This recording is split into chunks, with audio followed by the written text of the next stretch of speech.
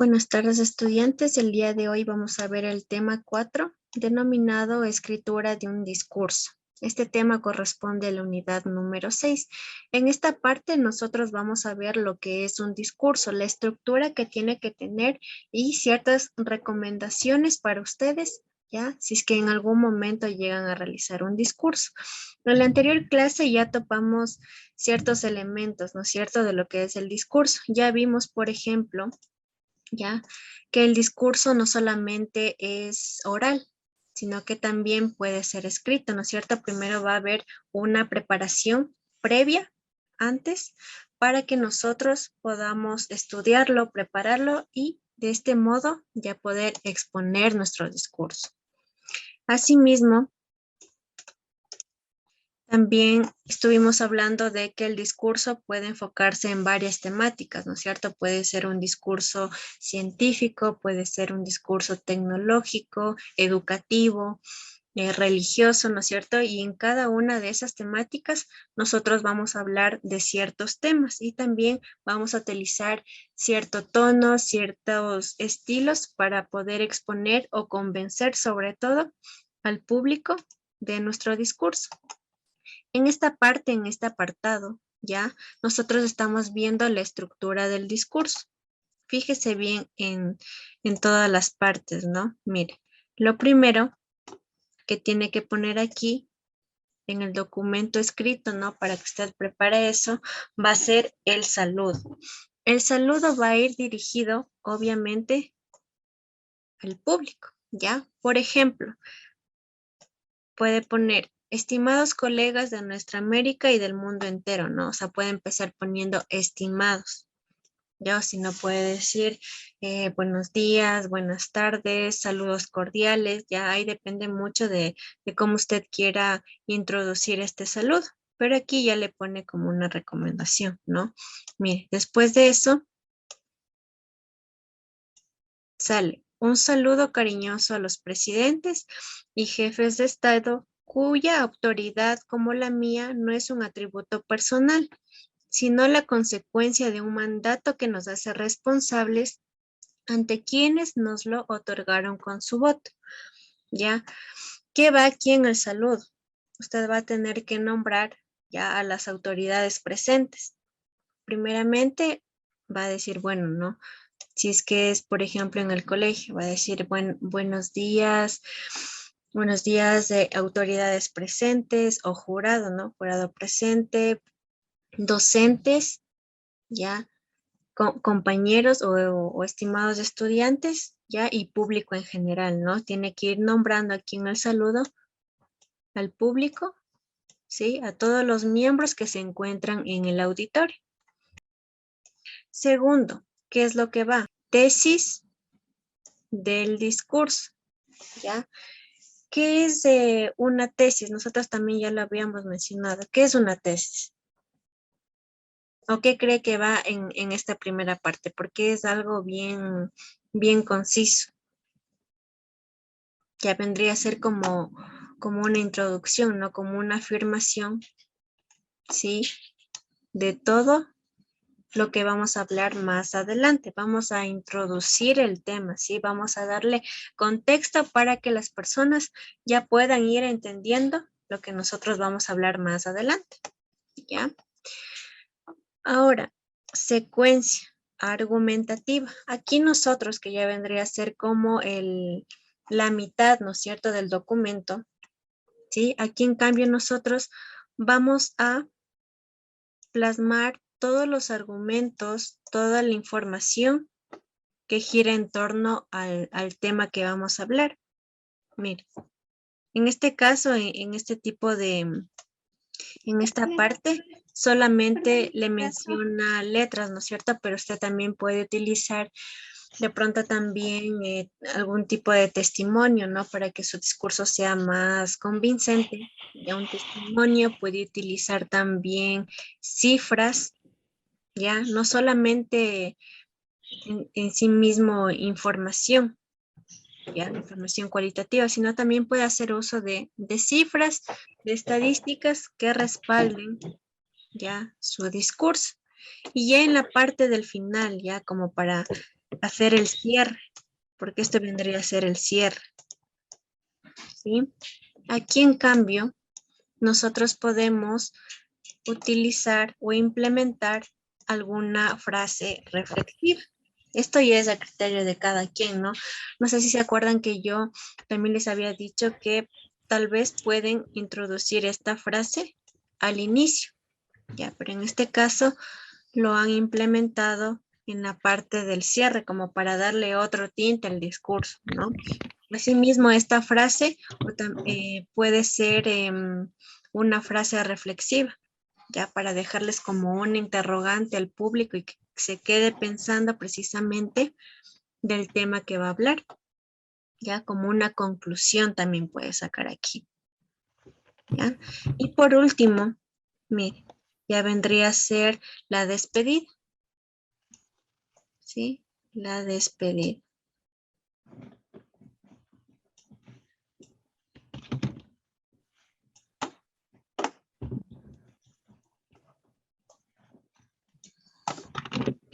En este caso, como están hablando precisamente del Ecuador, del país, de todas las regiones, mire cómo es el saludo. No va a ser similar a, por ejemplo, un discurso más formal, ¿no es cierto? Mire, por la patria tiene sagrada hasta la victoria siempre. Depende mucho del tema para que usted haga un cierre un poquito más épico, ¿no es cierto? Con ciertas palabras clave que le ayuden a acompañar todo su discurso. Ahora, ¿cómo nosotros vamos a preparar un discurso? ¿Qué es lo que tenemos que tener en cuenta? Lo primero, ya, es que tenemos que preparar antes el material.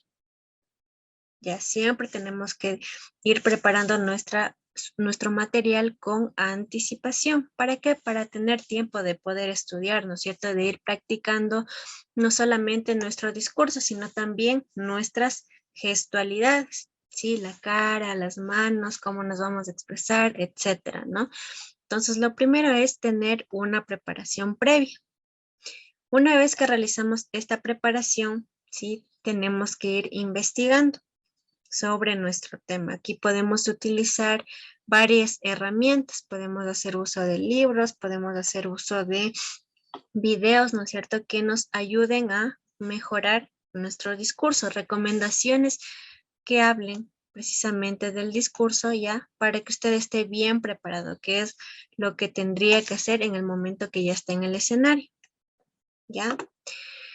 El emisor, aquí que vendría a ser usted, ¿no es cierto? La persona que va a orar, ¿ya? El orador del discurso, pretende informar acerca de un evento o suceso particular. ¿Ya? En esto estamos claros, ¿no es cierto? ¿En qué consiste el discurso? En que hay una persona, el emisor, que se va a encargar de informar sobre un tema, ¿ya? En específico, ¿a quiénes? A los oyentes, al público, ¿ya? ¿Con qué finalidad? Con la finalidad de convencer, ¿ya? A los receptores de la validez de una idea. Es decir, si es que yo expongo, por ejemplo, si es que mi discurso es sobre mi afinidad por un presidente, yo voy a tratar de utilizar argumentos que me ayuden a convencer a los receptores, al público, de que es buena idea y que mi postura ante ese presidente es la correcta. Todo discurso debe tratar acerca de un tema en particular. Esto obviamente, ¿no? En un discurso no podemos hablar de múltiples temas sin sentido o que no tengan relación. Más bien tenemos que enfocarnos en un solo tema en específico. Para esto, usted va a tener que utilizar ciertas técnicas de oratoria y también de redacción, porque como le digo, el discurso se plasma también en un texto por escrito, ¿ya? Y también luego, ya en el momento que ya se está preparando, ya en el momento de la presentación, ahí sí va a ser un discurso oral, ¿ya? Ahora, ¿cuáles son las características textuales, es decir, qué es lo que nosotros tenemos que ir preparando e implementando en nuestro texto. Vamos a ver. Al preparar un discurso, ya justamente en la preparación, siempre es recomendable, como les decía, ¿no? Hacer esta preparación con tiempo, si es posible, una semana antes, para que usted esté preparado, para que usted tome conciencia precisamente del tema que va a abordar. Por eso aquí nos menciona, con suficiente antelación. Aquí no nos recomienda que seamos espontáneos, es decir, no nos recomienda que en ese momento nosotros improvisemos sobre el tema, más o menos del conocimiento que tenemos sobre ese tema. No es recomendable, ¿sí?, ser un orador espontáneo. ¿Por qué? Porque podemos tender a equivocarnos, ¿ya? Y esa no es la finalidad del discurso, porque recuerde que aquí lo que se trata es de convencer al público. Y si es que usted en ese momento ya no ha tenido una preparación, muy difícil podrá cumplir con ese objetivo, que es el de convencer a los receptores. Entonces, siempre es importante prepararse con antelación. Otro de los elementos, ¿no?, que también vimos en la anterior página, ¿sí?, es que en el discurso nosotros vamos a utilizar una secuencia argumentativa, es decir, vamos a seguir una secuencia de hechos de nuestros argumentos. Si es que yo estoy hablando, por ejemplo, una comunidad indígena, ¿ya? Yo voy a tratar de ir poco a poco tratando estos temas de la comunidad indígena en secuencia. Voy a mencionar el nombre, ¿no es cierto? Si es que de pronto tiene algún origen ese nombre o esa comunidad, tengo que explicar la etimología, ¿no es cierto? Eso es ir en orden, ¿no? La etimología, luego el origen, ¿no es cierto?, de esa comunidad, en donde se asientan, el idioma, ¿ya? Y ahí sí poco a poco ir hablando, por ejemplo, de la vestimenta, de sus costumbres, si es que tienen de pronto alguna religión en específico, de sus creencias, ¿ya? No puedo primero hablar sobre las creencias y ya al final hablar del origen, ¿no? Porque no estaríamos siguiendo precisamente esta secuencia en nuestros argumentos, ¿sí? Tenemos que tener como un orden cronológico al momento que vamos a hablar sobre este tema en específico. ¿Qué más nos menciona aquí? Se pretende probar o corroborar la veracidad de la tesis que se plantea. Estos argumentos se ocupan generalmente en los párrafos de desarrollo del discurso, ¿ya? Aparte de seguir esta secuencia, ¿sí?, nosotros con nuestros argumentos vamos a tratar de convencer al receptor de que nuestra tesis, es decir, de que nuestra afirmación sobre algo, tomando en cuenta el ejemplo que les di anteriormente, mi tesis en el ejemplo anterior sería que este presidente, X presidente, no voy a decir el nombre, hace una buena gestión, hace o hizo una buena gestión en el país. Esa es mi tesis, porque yo estoy afirmando algo. Entonces, cuando yo afirmo algo, siempre voy a tener que respaldarlo con argumentos. Estos argumentos a mí me van a ayudar a exponer las razones por las cuales yo estoy diciendo eso. Y también estos argumentos van a exponer de cierta manera pruebas de que lo que yo digo es verdad. Sí, para eso nos sirve la tesis y los argumentos dentro del discurso, para poder comprobar o corroborar que lo que yo estoy diciendo es verdad y que hay pruebas de ello. Entonces, cuando yo indico en mi discurso esas tesis, estos argumentos, estas pruebas, ¿ya? Yo fácilmente voy a poder convencer al otro de mi postura. También dentro del discurso nosotros inevitablemente vamos a topar un problema, porque si nosotros queremos convencer al otro es porque hay un choque de ideas, ¿no es cierto? Va a haber una postura, ya que de pronto esté a favor y otra en contra. Entonces, aquí, este tipo de argumentos tienen que ir acompañados de una resolución del problema, es decir, siempre vamos a tener que brindar al público algún tipo de solución del tema que estamos hablando. No solamente poner pruebas o argumentos que sustenten mi idea, sino también posibles soluciones para que la gente, para que el público no esté dudando de algo o indeciso. Ya tengo que darles facilidades. Ahora, también dentro del discurso, ¿no? Aparte de poner este planteamiento, ¿no? La resolución del problema, voy a tener que hablar al inicio del problema central, del problema inicial que tiene mi tesis, ¿ya? En el caso del presidente, tal vez si es que tiene algunos opositores o tal vez de ciertas acusaciones que se han hecho en torno a él, ¿ya? Entonces voy a tener que hablar de estos problemas que no solamente van a ser uno, sino varios, ¿ya? Y a partir de eso, yo voy a plantear estas resoluciones que nos indican aquí, ¿sí? Listo. Ahora, en esta parte, ¿sí? Usted puede ver un ejemplo. Aquí nos dice un ejemplo claro, es el segundo párrafo del discurso del rey George, que es estudiante en el tema anterior. Ya vamos a ver el ejemplo que nos menciona aquí. Por segunda vez en la vida de la mayoría de nosotros estamos en guerra. Una y otra vez hemos tratado de encontrar una salida pacífica de las diferencias entre nosotros y los que ahora son nuestros enemigos. Pero ha sido en vano. Nos han forzado a un conflicto. Hemos sido llamados con nuestros aliados para afrontar el desafío de un principio que si tuviera que prevalecer sería fatal para cualquier orden civilizado en el mundo. Ya, este es un ejemplo de discurso, ¿no? Aquí yo en lo que pude observar, ¿no? También trata de acercarse a la emoción de la persona que está escuchando esto, ¿no? Mire, por segunda vez en la vida de la mayoría de nosotros estamos en guerra.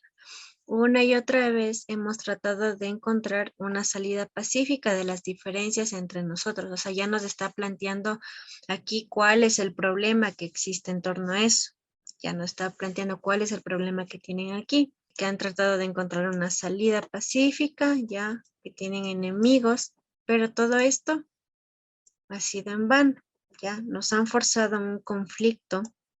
Hemos sido llamados con nuestros aliados para afrontar el desafío de un principio que si tuviera que prevalecer sería fatal para cualquier orden civilizado del mundo. ¿Ya? Entonces, aquí en esta última parte nos puede hacer reflexionar, ¿no? Que si esto no cambia, podría acabar mal de cierta manera para la civilización.